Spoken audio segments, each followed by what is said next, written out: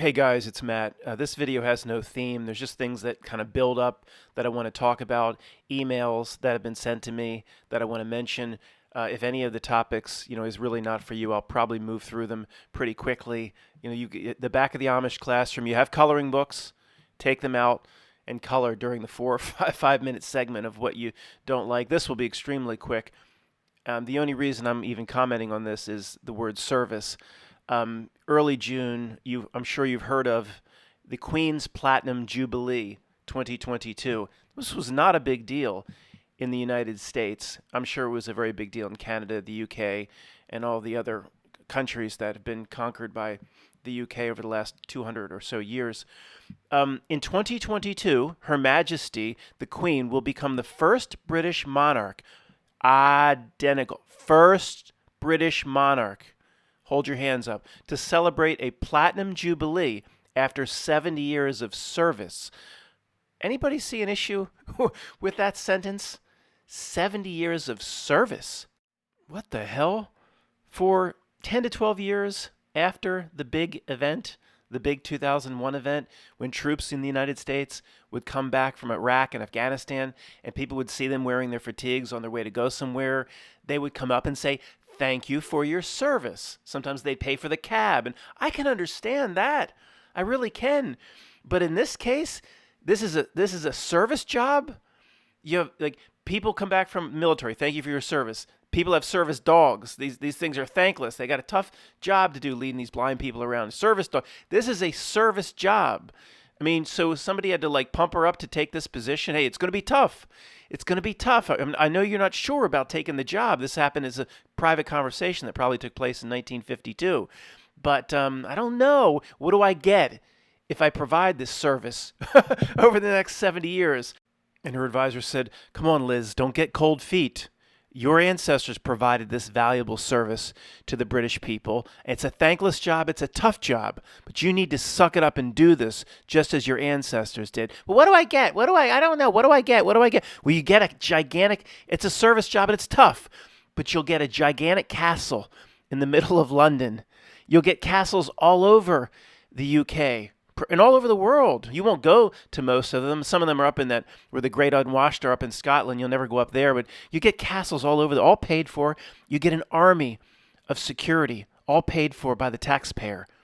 You get unlimited car service anywhere you want to go at any time. There's no cost to you. You get to fly or go anywhere you want for free. It's all on the taxpayer. I know you have trillions, but you don't ever have to spend those trillions. When Golden Corral restaurants come to the UK, you eat for free. That buffet, you get that. And most importantly, through theft, we're going to take a percentage of the UK tax money that comes in from all these poor saps, and we're going to give it to you to support your castles and your goldware and your silverware and your $40 million crystal goblets that you drink out of. It's called the Sovereign Grant. They're going to pay me? Yeah, we're gonna pay you and take it right out of the pockets of these poor saps, and these great unwashed, and these plebes. The Sovereign Grant will be paid annually to the monarch by the Treasury to fund the monarch's official duties. And remember, you're providing a service. It's a thankless job, and people should write little kids should write little thank you letters to you for doing it. This is a very short segment on those absolutely obnoxious Liberty Mutual commercials. Guys, just to set the stage, give me 30 seconds before I talk about what I want to talk about here. For years, this has been bothering me, how all these companies come forth and promise these ridiculous savings, whether it's Liberty Mutual or everybody has an obnoxious spokesperson. Flo from Progressive, Jake from State Farm, Allstate, whatever it may be. So if you switch and you bundle, like that's a new thing, bundling home and auto. Oh my God, who's the genius that came up with that a few years ago? They've been bundling home and auto since the 20s. If you switch, you could save, and they always say you could save this ridiculous amount. You could save $500 and some dollars.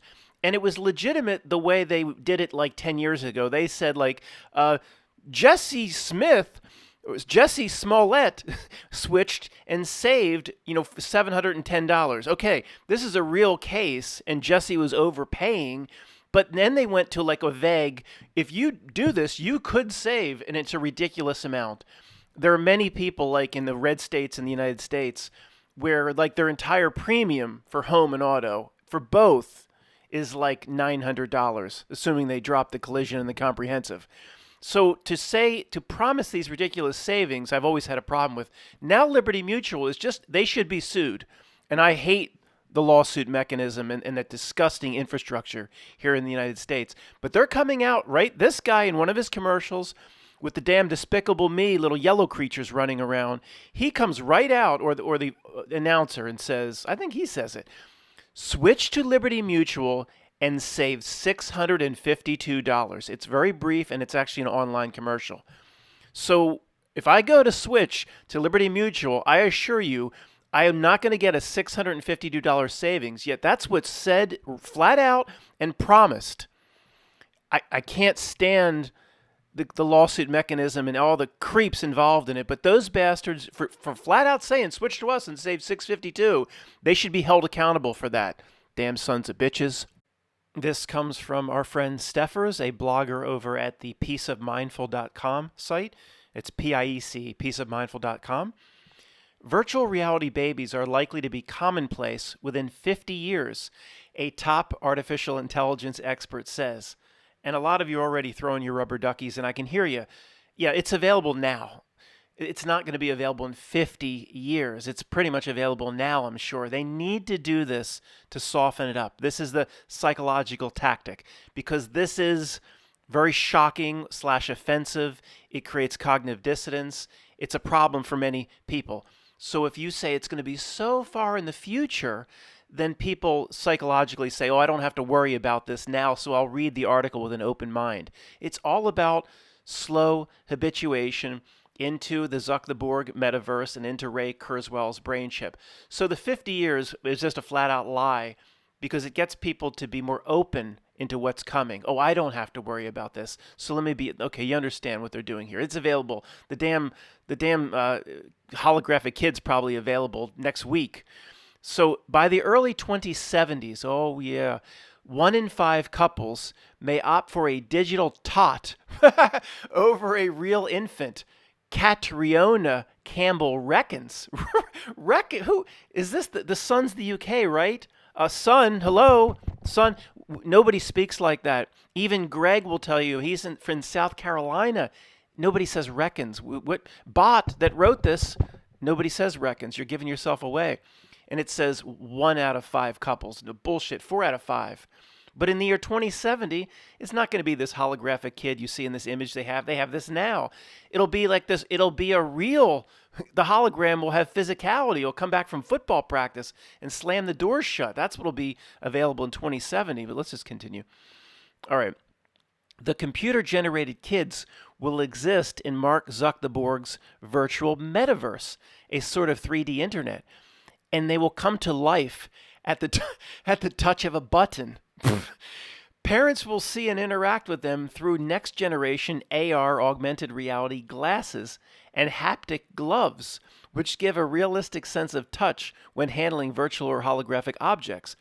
The, quote, kids will speak, give simulated emotional responses, have a digital memory, and grow up in real time. I can picture this now. We can picture this. There'll be a whole consultation when somebody goes to get their fake holographic baby. It's like, James, I don't want to go through childbirth. Let's just do one of these hologram babies. Okay, but we have to go do the consultation. It's $1,000 to start and set up, and then it's £20 a month to rent one of the holographic babies. And you go and you have a consultant. You sit in for the first $1,000. First thing we need to do, James and Ann, is you have to determine your level of realism.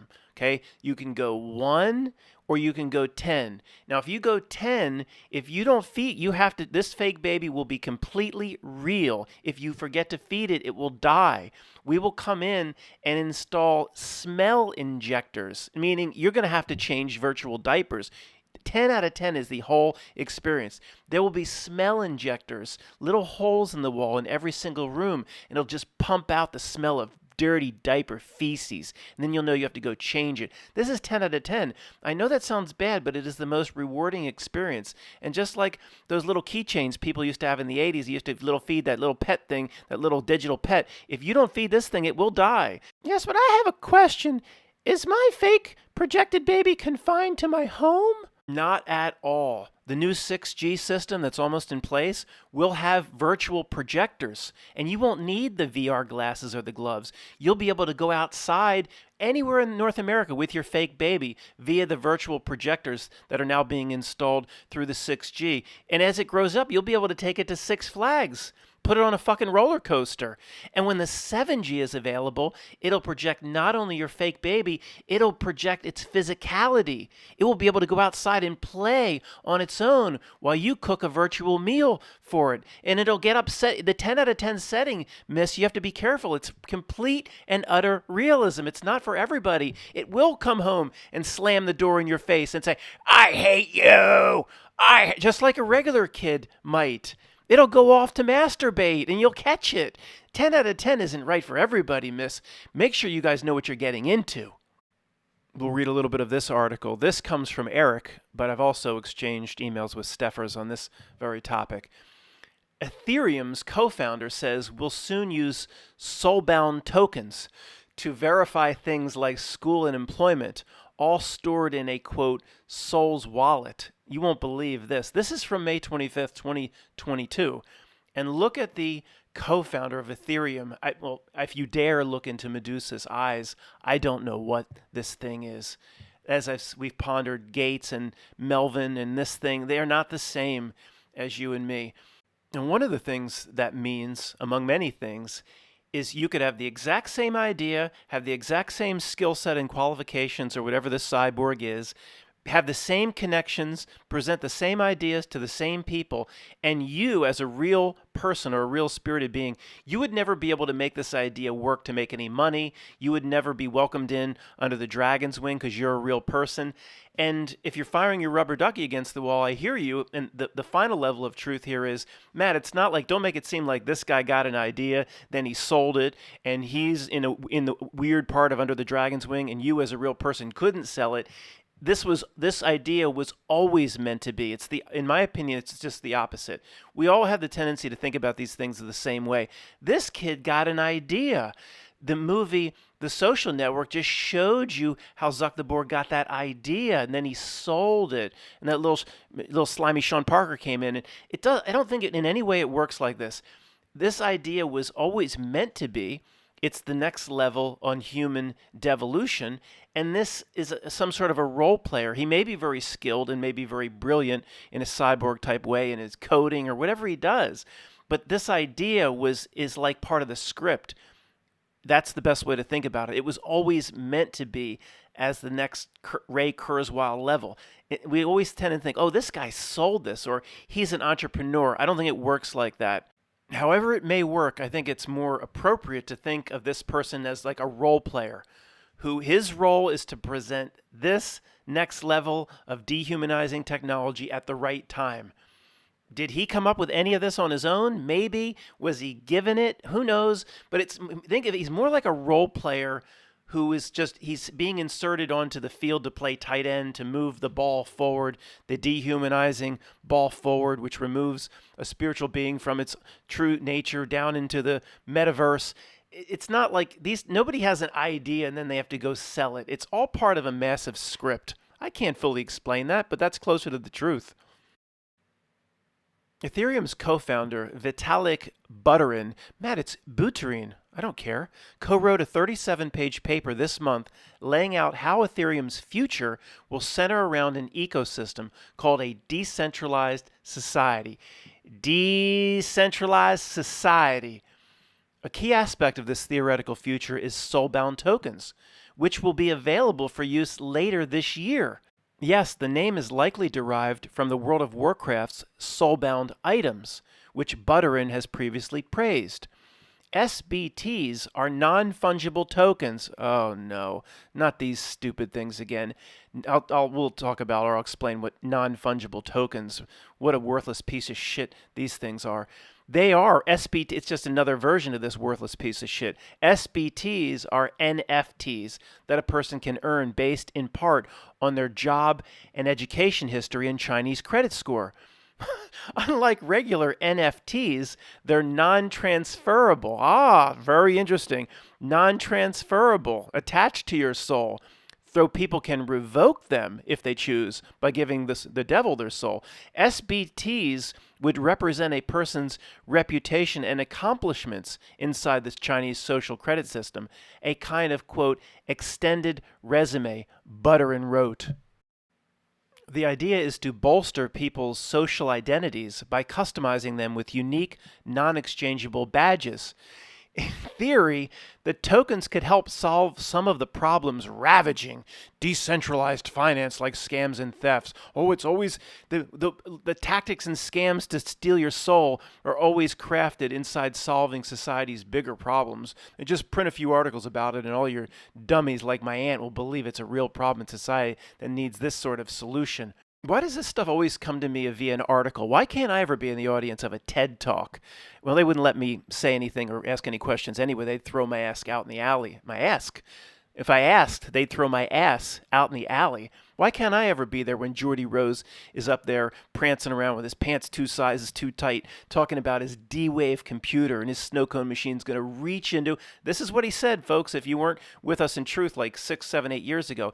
The D-Wave is going to reach into another dimension to get the answer. Oh, sure, I'd love to ask him about that. But the same thing. Say Geordie Rose is up doing the TED Talk about this with his pants 2 sizes too tight and his gut hanging out saying, the idea, people, you proletariat in the audience listening to me, the idea is to bolster people's social identities. Bolster social Chinese credit score identities.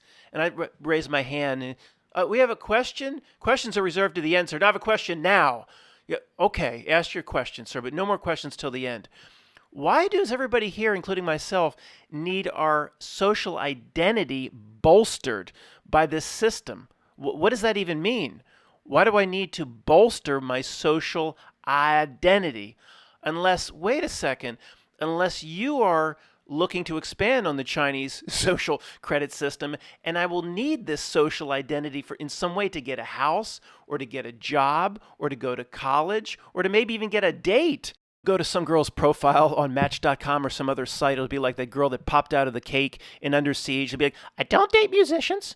I don't date anybody that doesn't drive a BMW, and I won't even think of dating you unless your social identity score is above a 10. Like, oh shit, I got everything, but I don't have the social identity score. And then it'll be like these Experian ads. It'll be like, boost your credit by just signing up for this service. So just by signing up for the service, your credit goes from 620 to 780. It'll be the same scams to boost your Chinese social credit score. Obviously, that's where you're going, right, Geordie, with your pants 2 sizes too tight. I will need my social identity bolstered. Why don't you just come right out and say it, damn son of a bitch? Next page. Suppose universities started issuing degrees as soulbound tokens. Employers began giving SBTs, soulbound tokens, to workers, or event organizers dole out SBTs to attendees. Those credentials could make it more difficult for scammers. Oh no, for scammers to impersonate someone, and easier for prospective employers to verify history or training when considering hiring. Well, it's the second part in the Chinese credit social system that they're more interested in. They'll throw that out like, I don't know, we need another reason so people buy into this dehumanizing crap. I don't know, make it seem like it avoids scams. Okay, we'll just add that even though there's absolutely no merit to it whatsoever. It'll just make people like my aunt believe in the article. Let me continue and then we'll go back and make fun of it. Final paragraph. The tokens could help decentralize autonomous organizations or groups without a hierarchy or single leader more easily summon members to an event or, come on, this is just such mumbo jumbo. An environmentally minded DA, I'm not even finishing this. What a bunch of bullshit. Well, could airdrop SBTs to people that already have environmental action. Oh, come on. Go back to the top. Universities could start issuing degrees as soulbound tokens. Isn't that interesting? So a grade, how would that work, Matt, in this sick system? Well, I can envision it now. If you get an A in this bullshit class, then all the grades will convert into soulbound tokens. It merely makes it easy to see who's the top of the class rank. Whoever gets the number of most soulbound tokens is the head of the class. Grades and difficulty level, whether it's some AP, advanced placement bullshit class, or a class for the regular proletariat, or people like my friend Ken that dropped more classes than he actually took at Penn State. Whatever your number will be is what your rank will be at that university. Very easy for employers to then hire. So college graduates, say 5 years from now, will be interested in certain jobs. They'll get acceptance letters. They'll get hire letters without even applying. They get hire letters from Oracle in Silicon Valley or from Exxon in Texas. And the kid will be like, I didn't even apply. It's high. And then you call up the HR. Yes, I'm high. Oh, we'll patch you right through. You're our new hire. Well, I didn't agree to anything yet. Yeah, but don't you need to interview me? No. We simply hand out employment or offers for employment to anybody that ranks a certain level in their class based on soul-bound tokens. But don't you need to meet me and interview me? No.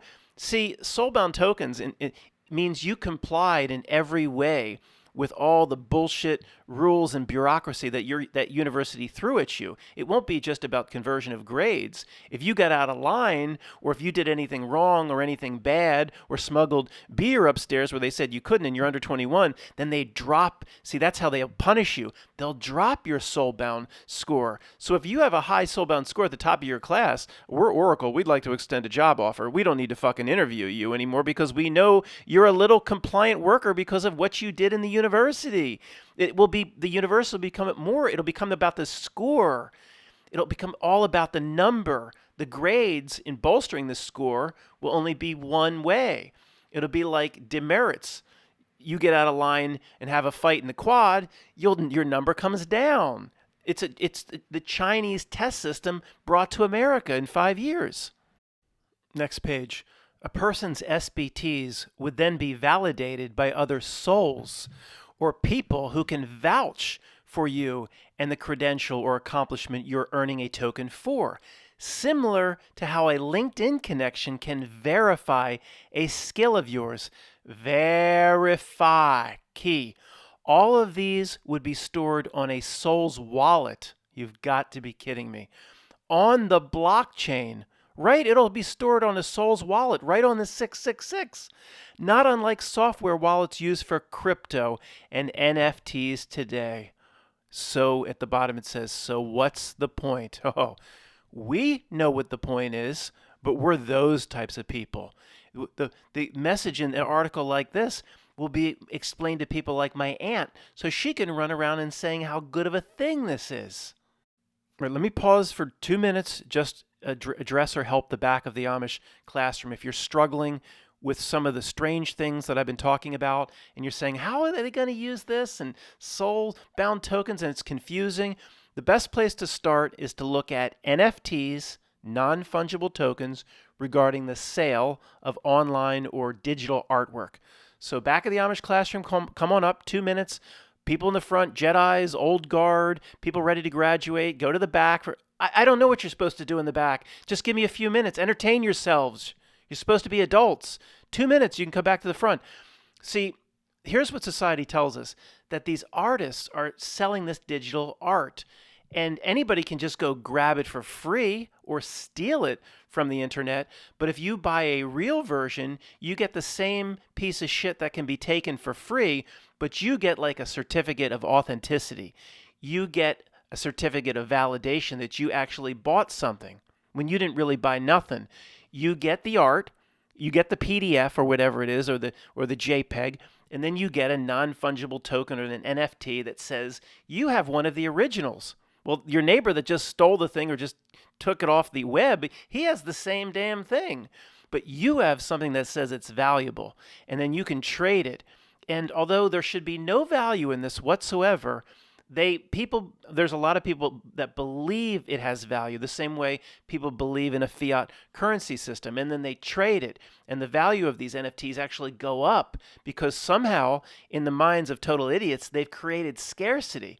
See, the images you're looking at now, billions of people could just pull this image and put it on their wall, make toilet paper out of it, do whatever they want.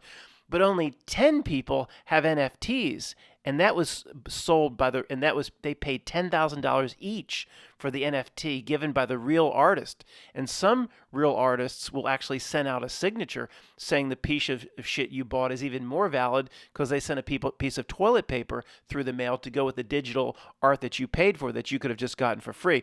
So they've done a good job. The value is only where people think it is. And although all this stuff should be completely worthless, they've convinced probably most people that the NFT has value and it can be traded and it can actually act as an investment vehicle because there's going to be a bigger fool that'll come after you to pay more for the piece of shit that you downloaded that your neighbor stole, but you paid for it. Yeah. Anyway, so the idea behind this is how they get their slimy hands in the door. Doing something very fun and benign like this, and they get people used to these tokens, and then they expand it into objectives and actually strategies that destroy the human soul, if you're following me. Let's go back to this image at the bottom for a second to truly understand what's going on here. So these soulbound tokens are like a version of what we just talked about, these non-fungible tokens, which validate your art, for example. SBTs are non-fungible tokens that a person can earn based in part on their job or education history at the bottom, still at the bottom. Unlike NFTs, they're non-transferable. They're soul-bound. It says they can be revoked. Oh, really? Oh, sure. They are bound, soul-bound. They are bound to you. You literally will become a number, not just a social security number that separates you from Mary and Johnny, a number that is distinctly you, that says if you can get a job or says if you can even walk through this door. And there will be punishments.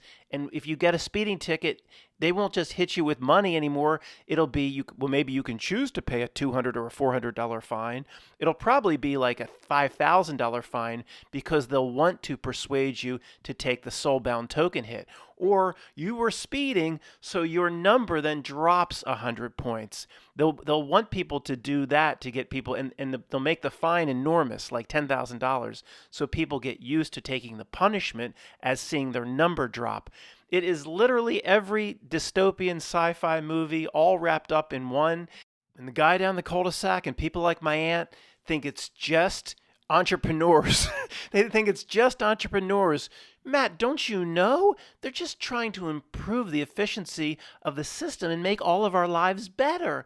And then you try to talk to them about the evil underlier. It's called soulbound token, trying to dehumanize and even further hide a human. I'm not going to say that word. Further hide a real man or a real woman from understanding its true nature. And you talk to these dummies about that, and they just, you're one of those people. They can't see it. To us, the evil in this is so obvious. The divide is permanent, guys. There's people like my aunt, and then there's people like you and me. And the divide, that ship has sailed, my friend. That ship of fools. Not only is it way down the fucking river, it's about to go over the falls. Let's go back to the last screenshot where we left off. A person's SBTs would then be validated by other souls or people who can vouch for you and the credential or accomplishment, like LinkedIn. This is where your friends and family rat you out, or people can say, "Oh, this isn't real," and you have people fighting against people, and you're going to help validate me. No, and then people are going to rat you out and say you didn't really accomplish this, and it gets people hating people. See, LinkedIn, guys. Here's the LinkedIn. Same as Facebook, same as all the rest. To people like the guy down the cul-de-sac, and which I'm now including my aunt, and I'll keep saying that, I guess, for a few weeks until I get tired of it. You're probably already tired of it. They think LinkedIn is just some entrepreneur. You could go and research it. Matt, it's just somebody like Zuck the Borg who came up with a great idea, a coder. And then people were investing in it and it's just, it's just the opposite. maybe that person really did have an entrepreneurial idea, but it was at the right time for the demonic system to take it and to use it, to take Facebook and bring it to the forefront. Maybe he really did come up with it, but the success of it is not all his doing. This is the truth drop in probably what Obama said. Obama came out 12 years ago and said, if you mostly to rile people up and to get the Republicans all pissed off. Of course, it's just WWE, WWF all over again. Politics is completely fake. But there's probably a truth in it where Obama said, if you build a business, you didn't do that. Somebody else made that happen. He said, if you build a business, you didn't do that. Somebody else made that happen. It was bizarre at the time, and it's still bizarre what he said. But let's look at the truth of it behind Facebook. The deep state or whatever this system here needed Facebook, of course, at the time. So Mark Zuckerberg, if you have a business, you didn't do that. Somebody else made that happen. The system that exists here brought that to the forefront and eliminated all competition. If you build a business, Mr. or Mrs. LinkedIn, no, you didn't make that happen entirely on your own. It was necessary for what the system wanted to accomplish. Somebody else made that happen. That's a truth drop in what Obama said. So it doesn't, whether somebody might be throwing the rubber ducky and say, Matt, LinkedIn, it was all planned. It was all script. There was no idea. People like Elon Musk stand in front of it as an actor. That might be the case. We will never know. Who cares? Because the end result, we know what we need to know. How it happened, we don't need the details. Who cares? One group of people says Mark Zuckerberg really created Facebook, and then the Al Capone and the Don Corleone and the deep state came and said, you're going to have a partner, the likes of which you can't refuse. And then at that point, he becomes an actor and it's no longer his. But originally the idea, the first week of Face Mash, it was his. And the deep state latched onto it and they smelled it like a great white shark had smelled the blood in the water miles away. Some people believe that. Some people believe that it's all a script going all the way back, and Zuckerberg has always been an actor. You know what? We'll never know, and who cares? Because we understand the final result. That's all that matters. Last screen capture. According to Buttman and his co-authors, SBTs could specifically help push Web3, forward and decrease reliance on centralized companies and giving people more ownership of their digital selves. The key is that last segment, just the way they habituate the whole populace into this sort of semantics or words or nomenclature, if that's even the right word, but your digital self. All you'll hear over the next 5 years is your digital self, your virtual self. It's further separating somebody from their spiritual self and getting people more focused on what 50 years ago or 10 years ago used to be just the straw man. First name caps, last name caps. It's the part of you that the system and the state deals with. And the more you believe that's you, and the more you believe your first name caps, last name caps, and your birth certificate, and the soul print on the birth certificate, the more maybe you become that. The more you say, I'm not that, I need to use that to get a driver's license, but I'm a spiritual being of which I've named myself Nuwanda, or come up with a name like Falcor, away from first name caps, last name caps. And we've heard the slave name. Yes, one has to do with the slave trade of the history of African Americans, but another has to do with what's going on with everyone right now, and their slave name, which is basically the name, your first name and last name now, but in the format of all caps used in the straw man. See that it's never good enough. They're the Terminator. It's the Terminator, just like that scene in the Terminator. It will never stop. It will never stop pushing. It will never stop degrading. It never can put its feet up and say, well, we've done enough for now. Let's take a break. It must always push. It will never stop, like the Terminator. Well, Matt, what could be worse than if somebody actually, it's all incremental. Somebody then completely believes, and all they care about is pushing forth their digital self, believing that that's who they are, and believing that the soul bound token number, that's all that matters. Because to many people, it is all that matters or will matter. Because there'll be huge rewards and punishments, of course. Look at what's going on now with the CV and the renting of the movie Action, the renting of the Carl Weathers movie Action Jacksonation. If when this is people think this is the end all what's going on now. This is a tiny little test. There's nothing. Matt, don't depress me. It's a test. This ain't the end all be all. The 2001 big deal job application, say on a scale of severity, that's like a 10. Okay. This, what's been going the last 2 years, putting an entire world into a certain situation, that's like the job application submission for 2001. But this one, the last 2 years, that's like times 1,000. It's 1,000 times larger. And even this, people, then it must be the end all be all. No, this is a test. This is a test. See, next time this happens, it's a test, dude. Then what will all be our digital selves, they will set up all this blockchain, and people will be relying on the 666 and the blockchain and digital selves and soulbound tokens.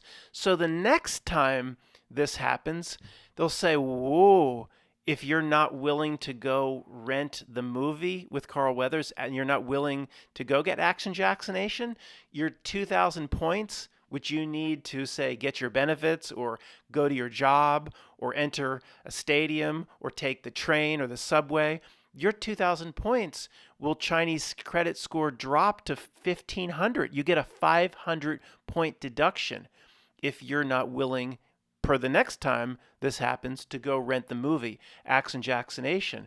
But don't do that. I don't want it, but I'll be below the score I need to have my job renewed because I'm a 1099 employee, or I won't be able to take the train. Oh, I'm sorry. Then I guess you're going to have to do what we want. It'll all be about the Chinese, the people that think there's no one world system. The Chinese social credit system obviously is a test ground for everything that's coming with this blockchain. The Greek banking meltdown, think that just happened? It's all part of a test to feed information into the one world Whopper computer. Whatever happened in India 3 years ago with the currency, oh, if you have cash, you got to go give it to the bank, and you have to turn in all your cash, or whatever they did to cash in India, and that weird, a test. One part of the one world system, information to feed into the Whopper central computer. Well, Matt, what about Sweden? There was no masks needed. A test. Nobody's out doing their own thing. Just point anything. Well, this seems like an anomaly. A test. A test. A test. One world system. Of course it is. My God. See you guys.